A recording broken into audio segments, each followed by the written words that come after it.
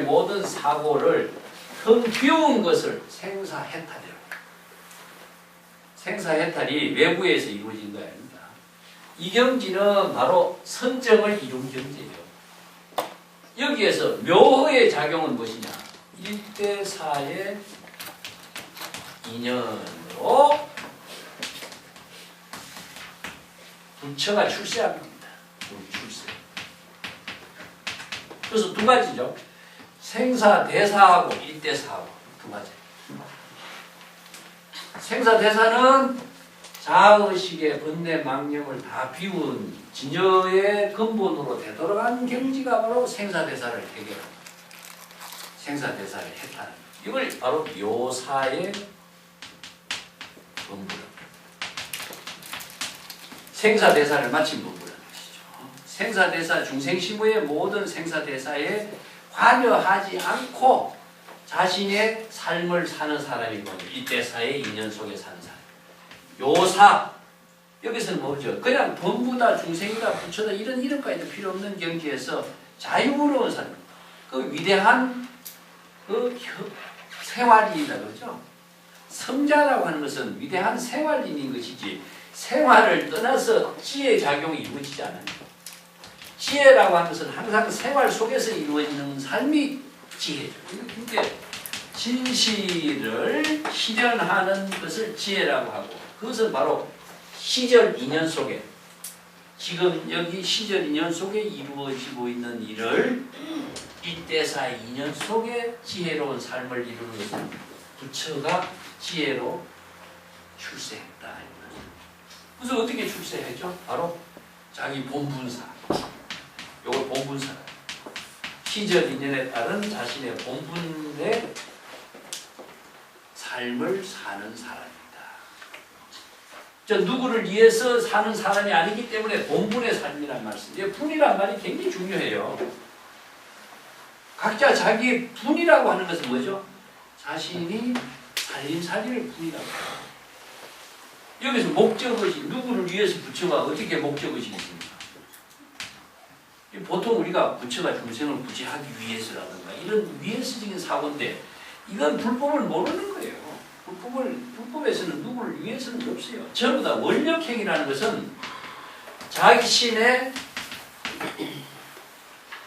진여 본성의 생명을 스스로의 생명 활동을 만들도록 하는 자각적인 지혜이지 누구를 위해서 부처의 보살도의 삶을 사는 거 아니에요. 그렇기 때문에 이걸 본분이라고 합니다. 본분사라고 해요. 그래서 본분사의 삶이 바로 상구보리가 되고 하와중생이 되고 자신의 자각적인 작용이 바로 자신을 깨달음으로 이루는과 동시에 바로 공덕을 이루고 무량의 공덕을 성취하는 삶이 되는 것이지 누구를 위해서 일을 한다 이건 없습니다. 그래서 마치 내가 물 비유를 자주 한 것처럼 물이 흘러가는 것 자체는 누구를 위해서 흘러가는 거 아니잖아요. 자기의 본분의 생명 활동일 뿐이죠. 예. 그렇기 때문에 파도가 만약 바람이 일어나서 파도가 일어나는데 그건 일시적인 거예요. 그래서 파도가 바람이 멈추면 어떻습니까? 바로 본래로 되도록 하는 거죠. 그래서 항상 본래로 되도록 하는 상태를 우리가 본성의 작용이라고 하죠. 그래서 정화작용이라든가 본성의 작용이라는 것은 외부의 힘에 의해서 이루어지는 것이 아니고 항상 본분의 자각적인 작용에 의해서 이루어진다. 그걸 이제 자각이라는 말도 쓰고 있습니다. 그 뒷장에 한번 보겠습니다.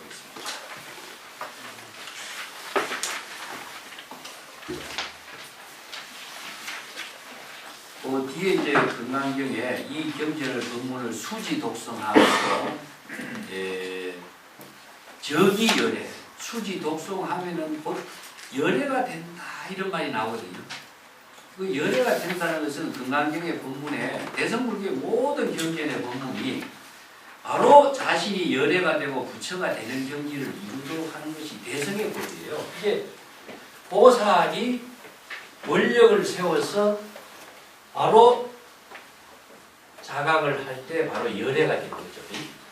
그래서 열애가 되었다라고 하는 것은 진여 본성이 지혜로 여여하게 작용했다는 뜻입니다. 그래서 여여, 열애, 여시, 여법 전부 다 같은 말입니다. 요 여라고 하는 말은 다른 말로 한다면은 자연 그대로 원래 그대로 이런 의미예요.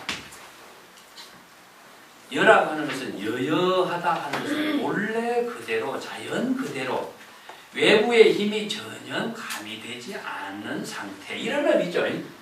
그래서 자아의식이 여기 가미된다면은 열애가 자연 본래 그대로의 생명을 스스로 상실하게 됩니다.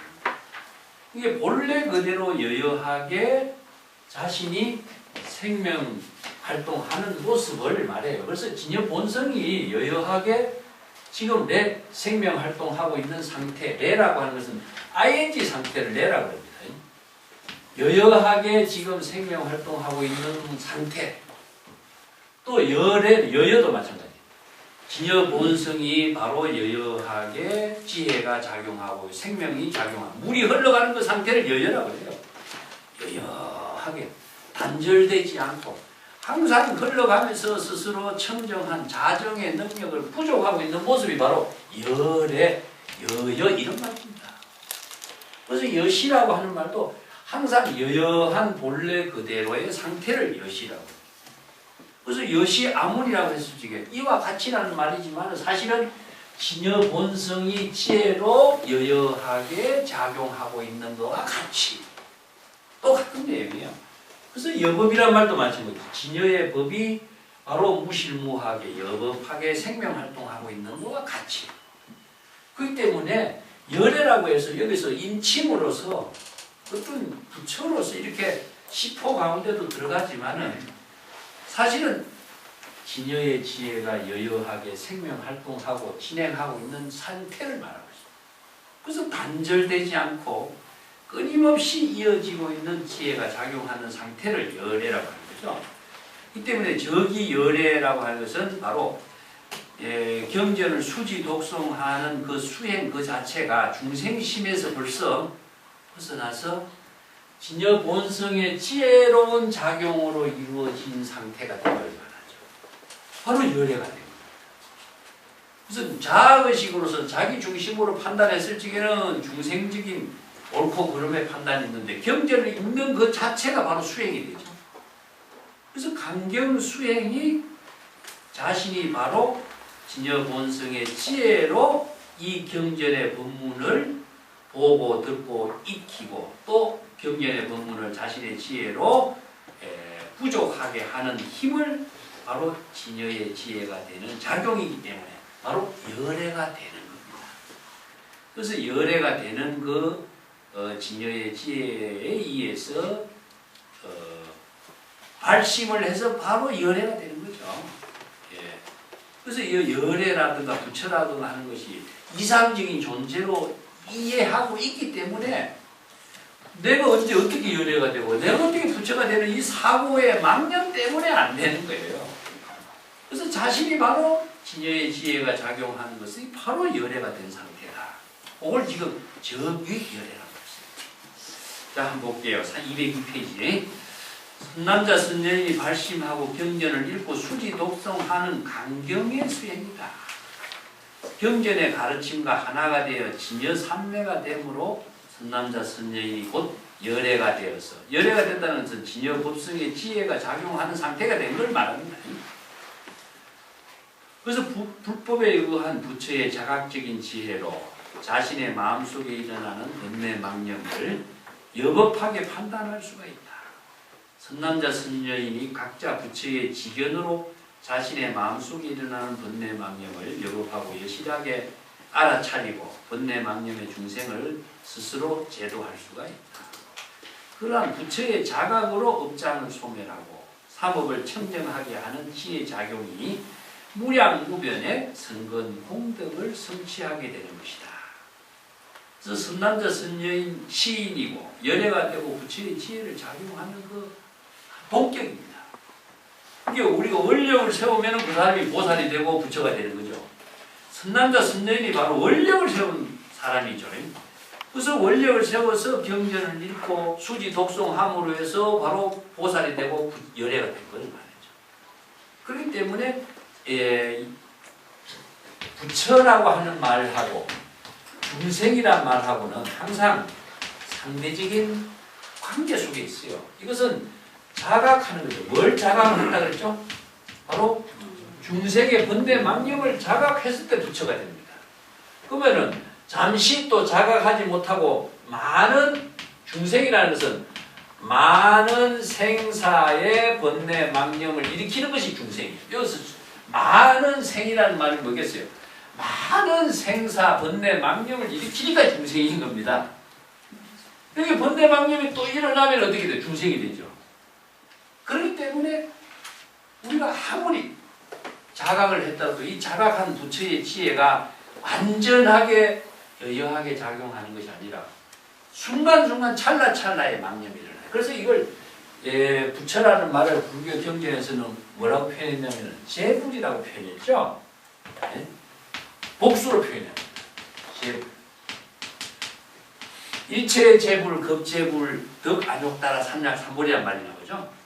재불이란 말이 왜 나오냐면은 영영 자각하기 때문에 한 생각 한 생각에 번뇌 망념을 자각하기 때문에 이것을 재불이라고 해요. 그 다음에 중생도 그러니까 일체 중생이란 말씀입니다. 84,000 번뇌 일체 중생. 일체 중생을 구제하는 것은 어디에 있겠죠? 자기 마음속에 번뇌 망념이 무궁무진하게 일어나기 때문에 이것을 일체 중생이라고 말했어요. 그래서 일체 중생을 구제하는 것은 궁극적으로 누구겠어요? 바로 재불이 되는 거예요.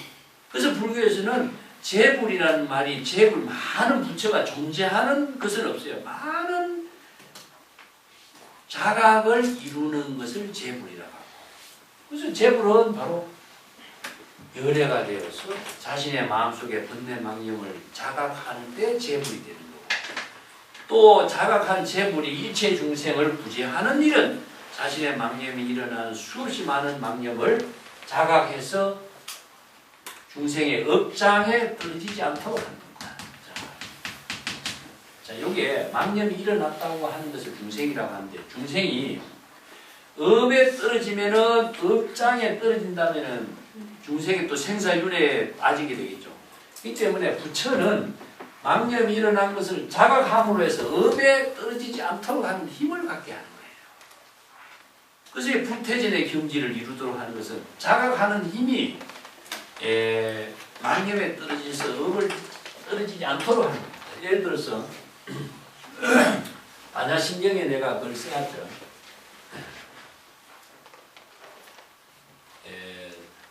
반야심경 책에 보면은 온 그림을 내 그리는 거 있죠. 그 꽃을 우리가 인식을 하고 있다 봅시다. 꽃을 인식하고 있는데 눈에서 빛의 파장이 나갑니다. 그 빛의 파장이 나와서 꽃은 색이죠. 빛의 파장이 다시 눈으로 들어오는 것은 감수작용이라고 하죠. 감수작용. 그래서 빛의 파장이 나갔다가 다시 들어오는 감수작용을 통해서 상이라고 하는 것은 자신이 이 감수작용에 대한 기억을 불러일으키는 거죠. 옛날에 어떤 생각, 경험적인 생각을 불러일으키는 것이 상이에요. 행은 무엇이냐 하면은 이것이 무엇이다라고 하는 인식의 진행입니다. 인식. 자신의 의식 속에서 이것이 무슨 꽃이더라 하는 인식의 의식의 진행을 행이라고 합니다. 그 다음에 식이라는 것이 나타나요. 그래서 이게 인식이 되는 거죠. 자, 중생이 인식을 하는 것 자체는 자아의식에 대한 인식의 판단이 나오죠. 이것은 자기 중심이기 때문에 이것을 망념의 인식이라. 모든 사물을 인식하는 것 자체는 분별 인식이기 때문에 자기 중심으로 인식하는 것이기 때문에 이건 불교적인 입장에서는 망념의 인식이 되는 겁니다. 근데 여기에서 한 걸음 더 나가면 어떠냐? 야, 꽃이 좋다 하면은 애치유가 돼요. 좋아하는 생각이더라고. 이것을 소유하는 생각이더라고. 애치유하면은 생로병사에 떨어져. 좋아하는 생각에 떨어지고 취하고 소유하는 생각에 망념이 일어나고 더 짙어지죠. 인식에서 애치유 좋아하는 생각에 분별에 떨어진다면 바로 뭐가 되냐? 생사의 업을 만듭니다. 근데 인식에서 이것이 꽃이다라고 하는 자기 망념의 판단을 가지고 자신의 본래로 진여 본성으로 되도록 하는 거죠. 되도록 하는 것은 뭐냐? 인식에서 초월하는 겁니다. 그래서 업으로 연결되지 않는 거죠. 바로 이것이 바로 자각하는 겁니다. 인식에서 망념에 떨어지지 않도록 하는 부처의 지혜의 작용을 부처의 지혜로 이런 말씀. 그 열애가 되어서 부처의 지혜로 이 사람의 실지실견하고 여실하게 다 볼 수 있기 때문에 더 이상 분뇌 망념의 업장에 떨어지지 않도록 하기 때문에 뭐죠? 무량무변의 공덕을 이루는 것이다. 이런 말씀. 자, 그래서 이걸 불교에서는 인식과 초월교. 인식은 유식철학이죠. 초월을 누리냐면은 진여 본성으로 되도록 합니다. 본래로 되도록 한다. 이런 말씀. 그래서 모든 불교는 인식철학 체계에 이루어진 종교 문화이기 때문에 그래서 이 유식철학이라든가 인식철학이 전부 다 유식철학이기 때문에 인식을 초월할 수 있는 지혜를 진여의 법으로 제시해놨어요. 그래서 이제 여기에 생사윤회의 업에 떨어지면은 중생이 되고 중생이 업장이 되고 생사윤회의 업에 떨어지지 않도록 인식에서 본래로 되도록 합니다. 본래로 되도록 했을 적에 인식에서 초월해서 진여의 지혜로 되도록 합니다. 이걸 바로 실지실견할 수 있는 능력이 있다. 이거 불지견이 있기 때문에 중생의 번뇌 망념에 떨어지지 않는다. 이것을 불태견이라고 합니다. 불태견이라는 것은 바로 10지 이상의 보살이죠. 10지 이상의 보살입니다. 그래서 10지 이상의 보살은 자신의 마음속에 있는 번뇌 망념을 자신이 자각해서 번뇌 망념의 업장에 떨어지지 않도록 자각하는 힘을 쓸 수 있는 법신의 지혜를 갖추고 있다. 그래서 불태전의 경지를 이루어서 깨달음을 이루는 능력. 그래서 유불능지. 오직 부처의 지혜만이 이것 능히 번뇌 망념을 알고 번뇌 망념의 업장에 떨어지지 않는 지혜를 쓸 수 있다. 이런 말. 이게 바로 저기열애입니다. 그 203페이지 보겠습니다. 불법 수행은 방편 법문의 어느 문자를 불법을 체득할 수 있는 방편 도구로 활용할 수가 있어야 됩니다. 그래서 기시론에서 방편을 수행한다고 쓰라는데 방편을 수행하는 경전 공부가 그대로 실질된 깨달음으로 이루어지는 진여의 지혜 작용이고 불의의 법문이 되고 방편과 진실은 바로 진여의 자각적인 지혜로 불의법문입니다. 법안선사가 요즘 사람들이 경전의 가르침을 읽고 심중의 번뇌를 벗어나지 못하네. 심중의 번뇌의 신병을 벗어나려면 경전의 가르침을 지혜로 읽을 수가 있어야 됩니다. 즉 진여 삼매가 되어야 강경 공부가 되고 선생들의 어록에도 진여 본성의 지혜로 강경 가나의 방편 수행을 주장하는 법문이 많이 있습니다. 그 현장은 이 부분을 더 자세히 번역해놨어요. 또 널리 다른 사람들을 위해서 쓰라고 여급하게 깨달아 계시하면 곧 열애가 되니 그 부처의 지혜로서 이 사람의 번뇌 망념을 다 알고 열애가 되니 그 부처의 눈으로서 이 사람을 다 보며 곧 열애가 되니 이 사람을 다 깨닫는다. 이러한 중생은 당연히 이체의 무량한 복덕을 이루게 됩니다. 이 부분을 현장은 더 자세하게 번역해놨어요. 그래서 저기열애라는 말은 선남자 선녀인이 경전을 수지 독송함으로써 진여 본성의 지혜 작용이 되어 열애가 된 것이며 자각성지를 이룬 부처의 지혜로 중생의 모든 망념을 여겁하고 여실하게 알게 된 것을 말합니다. 그런데 법화경에도 보면은 야광보살이가 법화경을 독송하는 사람이 있다면 이 사람은 부처의 장음, 부처의 장음이라는 것은 지혜와 자비를 장음이라고 합니다. 지혜로 장엄한다 하면은 30 이상이 부처의 지혜로 장엄되는 것처럼 지혜와 자비로 장엄된 것을 말합니다. 스스로 장엄하며 진여 본성의 지혜 작용을 이룬 열애가 되어 처의 장엄을 짊어진 사실임을 알 수 있다. 이 짊어진 하담이란 말이 금강경에도 나오는데 바로 장엄된 모습을 바로 짊어졌다 하담이다. 불의의 세계를 이렇게 표현해요. 열애 실지신 실견신이란 금강경의 말은 법화경 반품문에서 설하는 불지견, 여실지견, 제법실상과 같은 말이다. 또 뒤에 금강경에도 만약에 어떤 사람이 능히 이 경전을 수지하고 많은 사람들에게 설법을 한다면 열애는 바로 이 사람을 다 알고 이 사람을 다 볼 수 있어 우량한 공덕을 이룰 수 있다라고 설하고 있다. 부처는 불법을 깨달아 자각하는 진여자성의 자각성지이고 지는 불법의 가르침을 여법하고 판단하는 지혜 작용이고 견은 여실하게 판단하는 직관지의 작용이다. 진여자성의 지혜이기에 여법하고 여실하게 작용하는 부처의 지혜 작용을 실지실견이라고 이렇게 표현했다. 요 금강경 그래서 참 어려운 말이죠. 어렵습니다. 그리고 차라리 이 부분은 현장의 번역이 더욱더 구체적이라고 할 수 있죠. 203페이지고 현장의 번역 문제가 인용해놨습니다. 이런 부분은 열애가 되어서 부처의 눈으로서 이 사람을 모두 다 볼 수 있고 열애가 되어서 부처의 이 사람을 다 깨달아 알 수 있다. 그래서 이제 이런 부분은 아까도 말했지만 중생이 자신의 마음속에 일어나는 분명의 망념을 자신이 부처의 지혜로 자각하는 것이 중생 부처입니다. 남의 중생을 구제하기 위해서 우리가 보살도를 실행하려고 공부하는 것은 세세생생해도 이룰 수 없어요. 근데 우리가 불교 공부하면서 어떻게 배워왔습니까? 나 자신만 해도 일체 중생을 구제하기 위해서 우리가 보살도를 배우고 불법을 배우고 원력을 세우라고 해왔잖아요. 근데 중생이 어디 있는지를 모르는데 어떻게 중생을 구제하겠어요? 이것이 바로 법의 체계에 맞는 불법 공부를 우리가 교육을 못 받았다.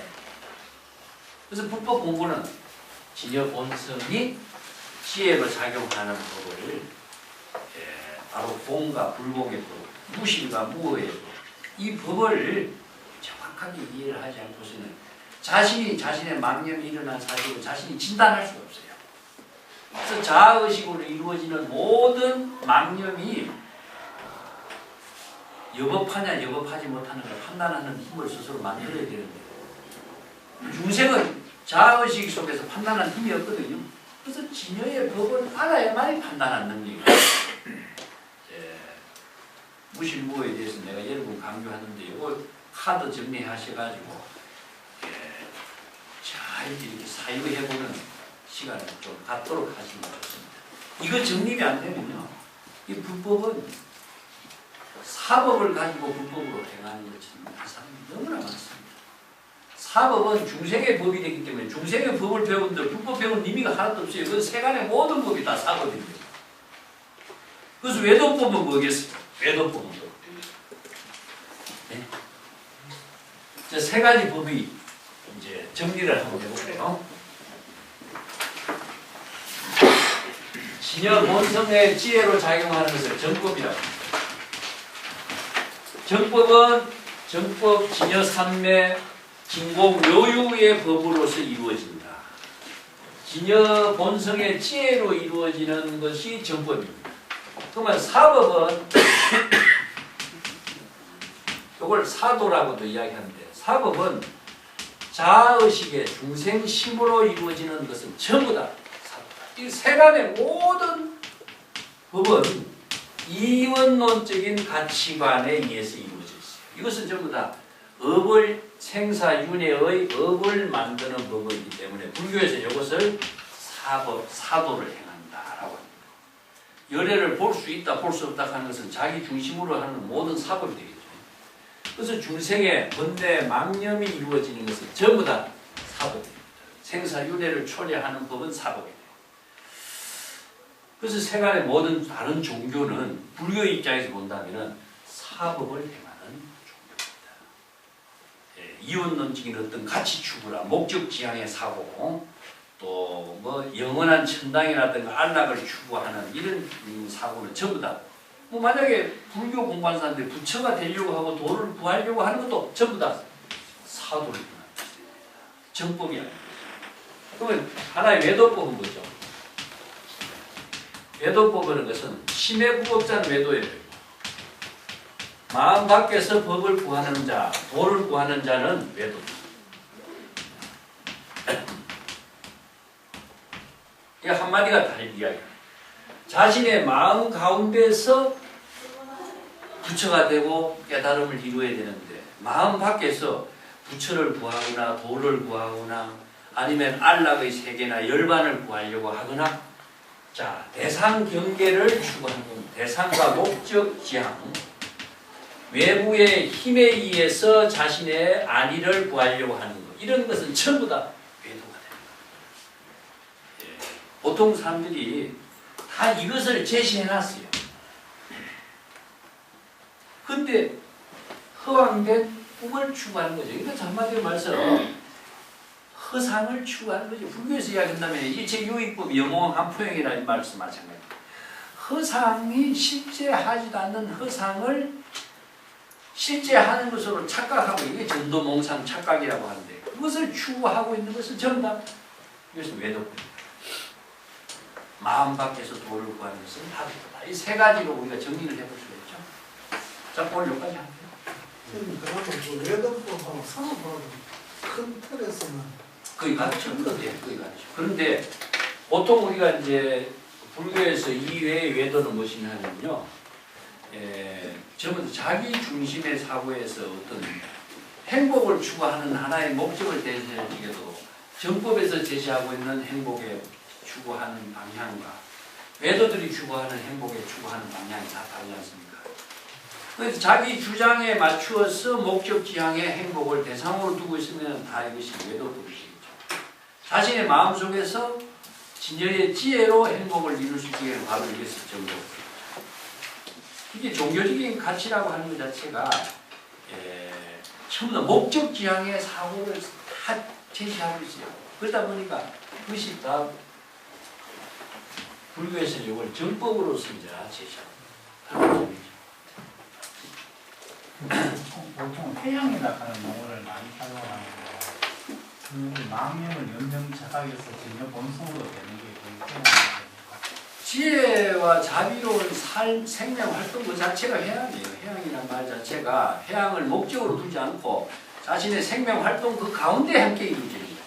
보본 생명. 그렇죠. 네. 그리고 지혜와 자비도 나누면 안 돼요. 이것은 우리가 이제 이해를 하기 위해서 나누는 것이지만, 물이 흘러가는 것 자체를 청정하게 하는 것 자체는 지혜고, 만물에게도 생명을 청정을 나누는 것이 바로 자비죠. 이것이 바로 지혜와 자비가 생명 활동 속에서 회양되는 겁니다. 똑같잖아요. 자기 자신에게로 되돌리는 것은 회양이 아니고 만물에게 함께 나누는 것이 회양입니다. 그것이 목적을 두지 않고 회양하잖아요. 그죠? 누구에게 목적을 주기 위해서, 누구를 위해서 이런 회양하는 것이 아니고 자신의 생명, 본분사의 생명 활동인데도 자연스럽게 이루어지는 이것을 자연업이라고 해요. 이것이 이제 본분사, 이걸 진여삼매라고 합니다.